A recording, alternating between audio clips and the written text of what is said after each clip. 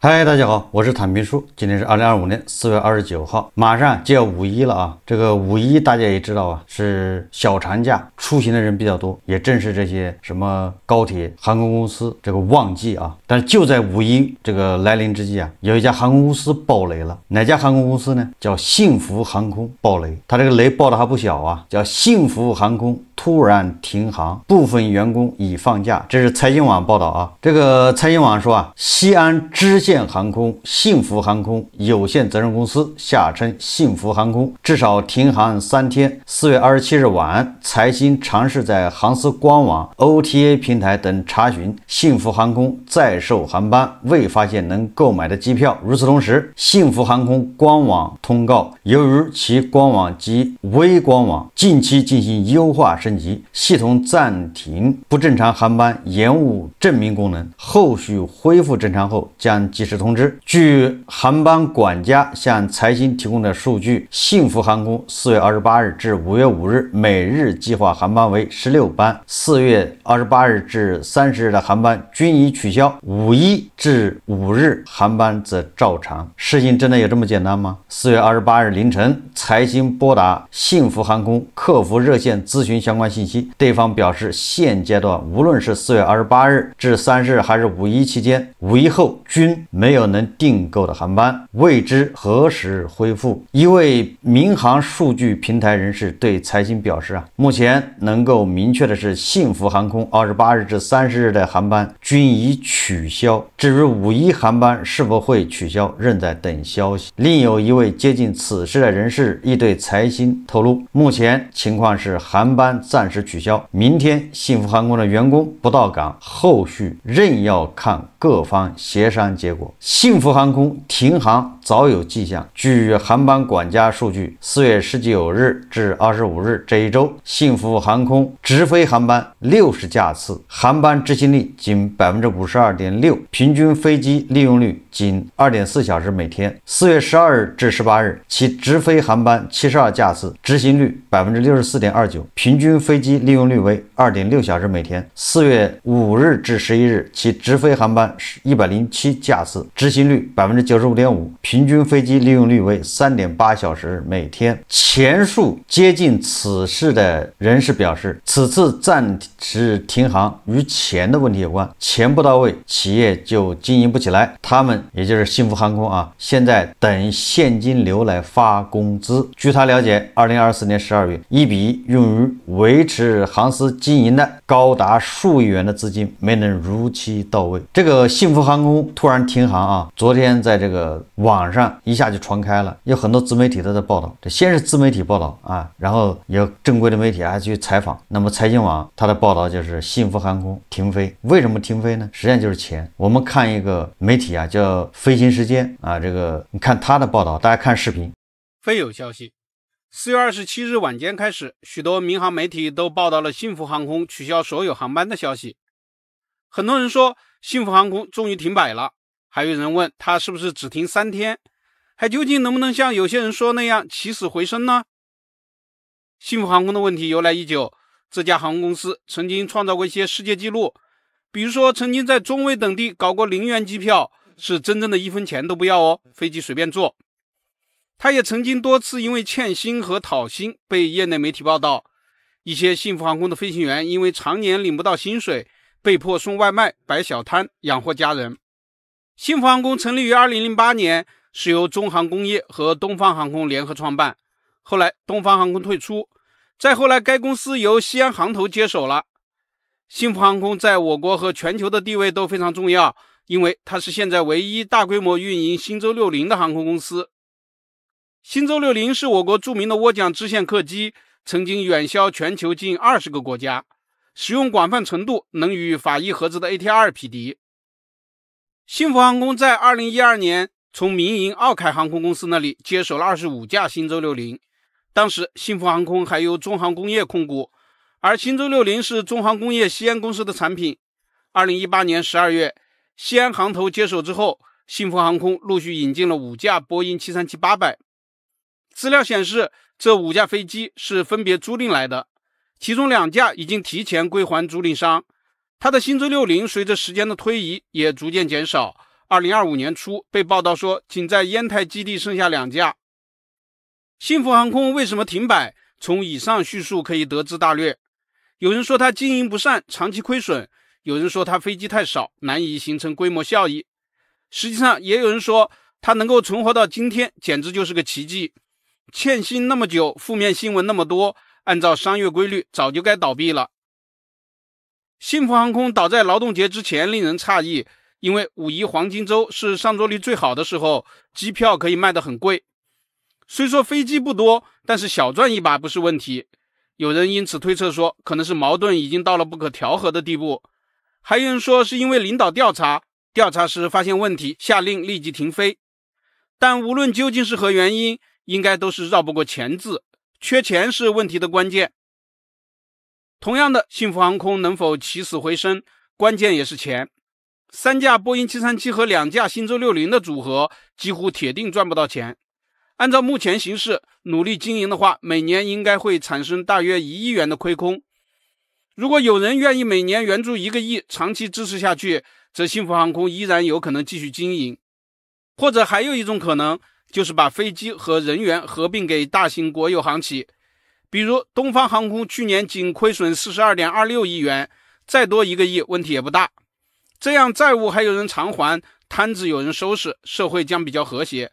或许这种可能性还是比较大的。幸福航空现在应该没有什么资产，最值钱的可能是运营执照。如果有人愿意出10几亿购买这份执照，欠薪问题也有解数。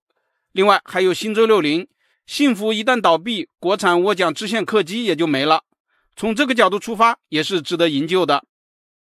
但是如果既无人营救，也无人吸收，那么就只有散伙了。幸福航空不幸福，一共只有5架飞机啊，新舟60只有2架，然后还有3架是租的波音737。对这个幸福航空来说啊，最值钱的就是它的执照，那它没有资产，那飞机是租的嘛。然后那新舟60就2架。我们把航空公司不要想象的特高大上，你就把它想象成一个，对吧？从那个镇上到县城的那个叫长途汽车，这航空公司它就拥有一个是运营的资质，就是执照，还有一个就是线路啊，就比如它从西安能飞烟台，对吧？西安飞银川，这就是它的资产，就是它值钱的东西。那因为飞机场也不是它的，飞机也不是它的，租的，对吧？它就是运营。这个幸福航空啊，大家在网上一搜恐怕就知道了，幸福航空的新闻非常多，因为它欠薪欠的时间比较长，这些飞行员呢上不了岗，因为它也没有什么航班，所以这些飞行员都去送外卖啊，真是去啊跑美团、跑京东，有的跑去开滴滴。这个有网友说啊，这个飞行员开滴滴，咱专业还不对口呢。因为一个是开飞机的，你去开滴滴没有优势啊，你滴滴它也不能飞，飞行员去送外卖。这个自媒体作者说的也挺有意思啊，对，反正这个幸福航空一年就亏1个亿，控制一下啊，能亏1个亿，你要控制不好，亏得多一点。如果你想要这个幸福航空让它活下去，对吧？新舟60这支线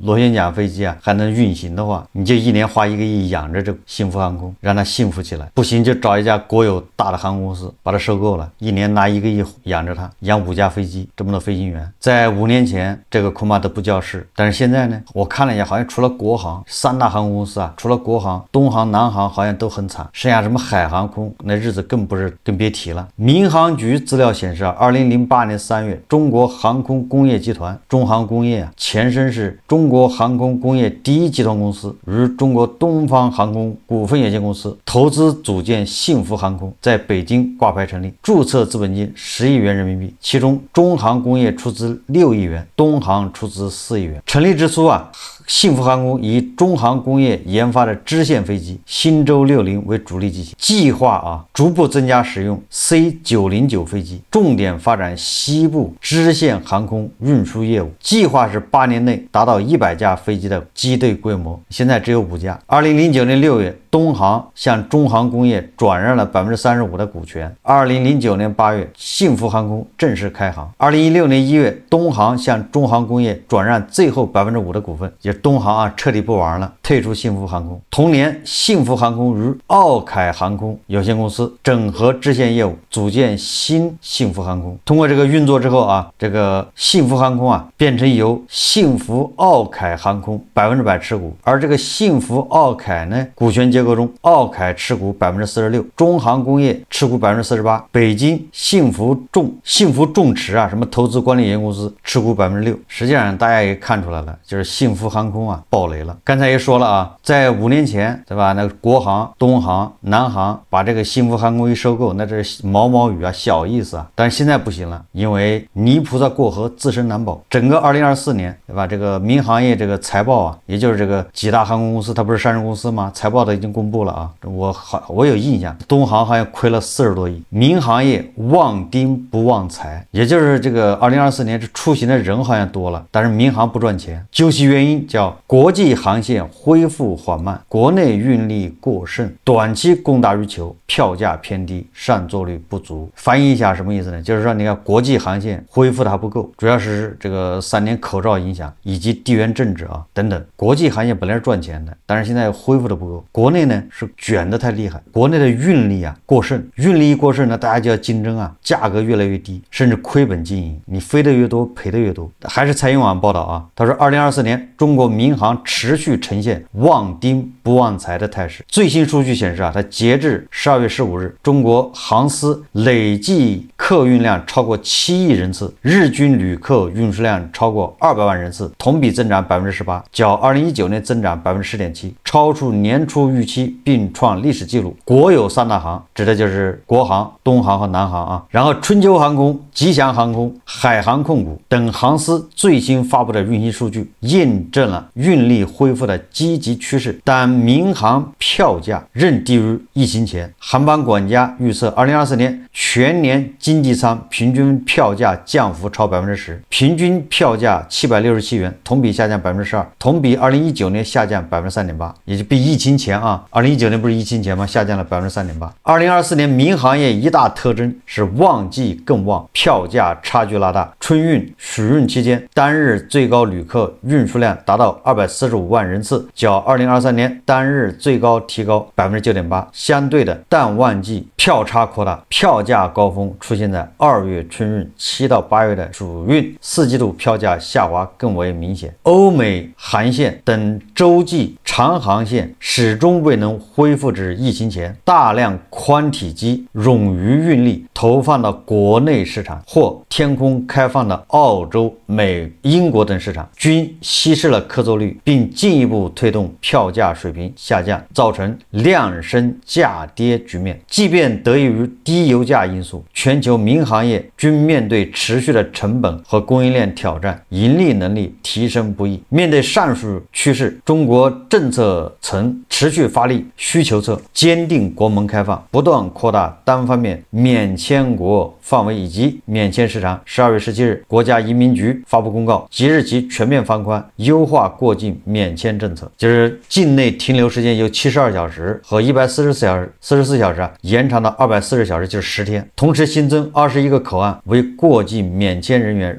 出入境口岸，并进一步扩大停留活动区域。也就是民航是旺丁不旺财。我们再看看这5·1假期临近啊，按道理这5·1你看对吧，这个大家都要出行，都要出去旅游，那是不是对民航来说是个好事，旺季嘛？5·1假期临近，出行消费显示几大趋势。根据交通运输部预测，今年假期日均跨区域人员流动超过2.7亿人次，全国高速公路日均流量约为6200万辆，峰值出现在假期第一天，就是5月1号，约为平日流量的2.1倍。携程报告显示他说5·1假期旅游消费呈现长线爆发、跨境双向升温、县域逆袭3大特征。在请4休11拼价策略带动下，跨市住宿订单占比突破80%，县域市场高新酒店消费反超高线城市，入境游订单同比激增173%。美团数据显示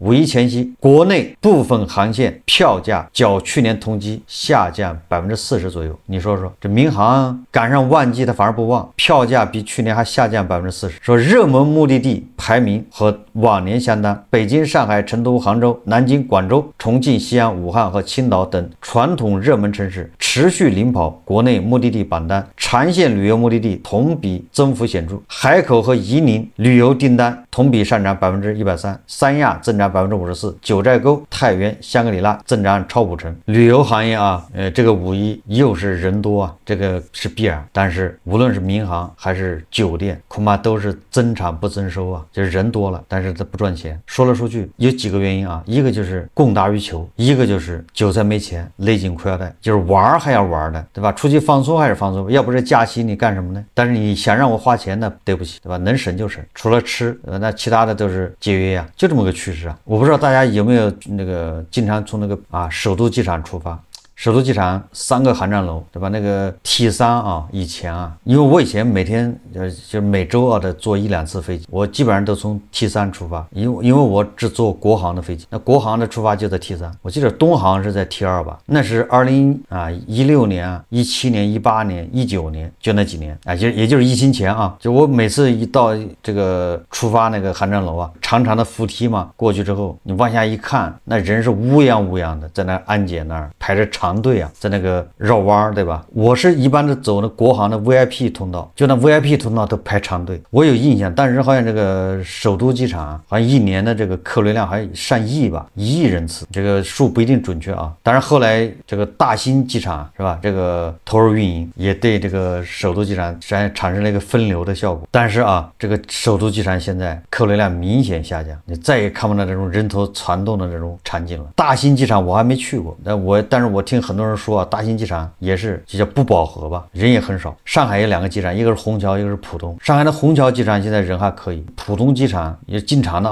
那个有根据这个网上流传的视频人就非常少这些是大家如果你要坐飞机，你就能感受到。如果你经常坐飞机你就发现这个坐飞机的人确实少了。以我为例吧，对吧？我以前高峰期一年要坐大概80-90趟吧，或者100趟飞机，就坐飞机变成一个通勤工具对吧？我是国航的白金卡用户，不是金卡，是白金卡。就我一上飞机虽然我都是坐经济舱，我自己买票从来不买头等舱的。白金卡是那个应该是乘务长吧，上来问候，拿着个小条上来问你是什么什么先生吧，然后有什么需要就找我一大堆的反正总是他那有的一套程序白金卡用户你值机的时候有几个座位是给你留的，但我还不是白金卡用户的时候，我值机我想坐那个位置根本就坐不上，它那个颜色就是灰色的，你选不了。但我成了个白金卡用户之后那些位置都是开放的。那个位置在经济舱里面无非就宽敞一点，这个腿脚能伸开经常是旁边没人坐。你就比如说那个经济舱的第一排，经济舱第一排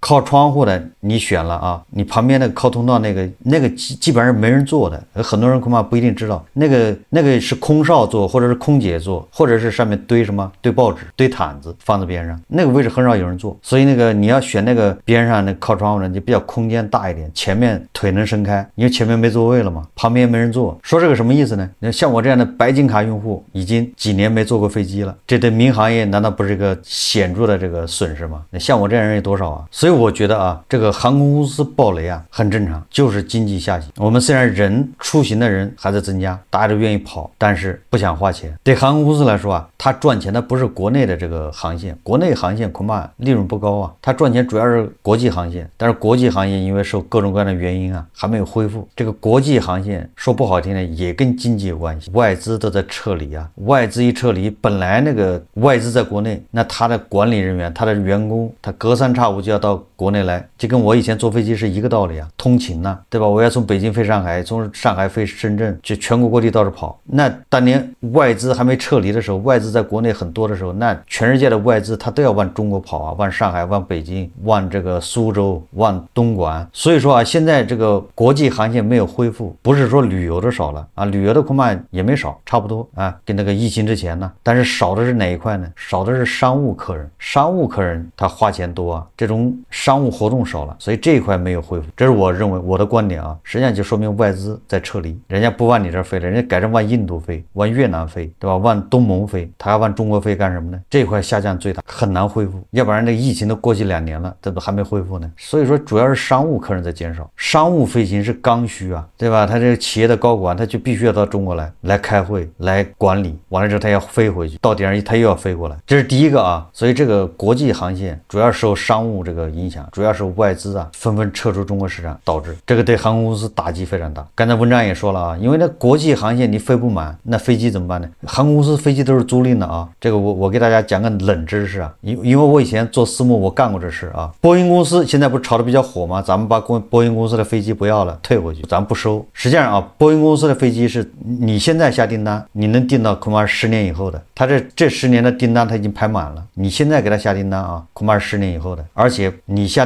订单没用，一般的波音的飞机谁下订单？国航、南航这些航空公司给波音公司下订单，下了订单之后付一部分这个定金，然后就等着排队，等到这个飞机生产好，就比如说3年、5年以后啊，生产好了，你提飞机的时候，航空公司没钱提飞机，航空公司只是把这飞机买回来啊，然后他把这飞机再卖给租赁公司。这个租赁公司，我告诉大家都是谁呢？都是一些基金、私募公司、资产管理公司，主要是以银行、财团这么为主的啊。比如说工行下面设立一个什么租赁公司，他募集资金，这资金干什么呢？就买航空公司手上这些飞机，把这飞机买干什么呢？再返租给国航，就你国航把你从波音订的飞机对不对？提回来之后，你卖给工行这个下面租赁公司，他把钱一出，好，这飞机所有权就是这个工行租赁公司的了，然后他也把这飞机再反过来租给国航，这样的航空公司的资产它就比较轻，它飞机都是租来的。刚才幸福航空的飞机747、737就是租的嘛，都是这种模式啊，免得航空公司账面资产太重，飞机都是租赁公司的。所以你看啊，那个什么，我记得是中航吧，不有10几架飞机租赁公司的啊，不是被俄罗斯给他那个扣留了吗？俄罗斯跟乌克兰打仗，俄爹把咱们飞机给扣了，那叫中银租赁，好像是。所以这个航空公司它是租了大量的飞机，对吧？像国航恐怕这几百架飞机，租了这些飞机之后，本来是这个宽体客机，要跑这个国际线路的，那肯定就是大飞机啊，结果吃不饱，对吧？你这个票都卖不掉，怎么办呢？只能说削减这些航线，然后那这飞机运力就多余了，怎么办？它只能转移到国内。你看看这是不是叫螺旋效应？螺旋式下降，多米诺骨牌。国际航线吃不饱，运力富裕，只好转到国内，国内的内卷就加剧。国内虽然这个旅游旺季，虽然人多了，但是它票价还要降，因为运力富裕啊，你不降，国航不降，南航降，南航不降，东航降，总之人家要降，你们都不降，那吉祥航空、春秋航空人家要降，对吧？你们都不降，人家就坐高铁，高铁还在那追着你呢，对吧？你北京到上海的高铁，反正就6小时，你那个北京到上海的这个航班的票价就把你限制死了，你要高了，人家不做了。所以这个航空公司啊，这个经营压力就特别大，所以飞得越多赔得越多，不飞又不行，那些飞机都是租来的，你不飞放在那儿一天也得给人家这么多租金啊。这个几大国有航空公司啊，东航、南航，他们实力雄厚，赔得起，一年赔50个亿、40个亿，他还能扛几年？那小航空公司就扛不住了，比如幸福航空，它就爆雷，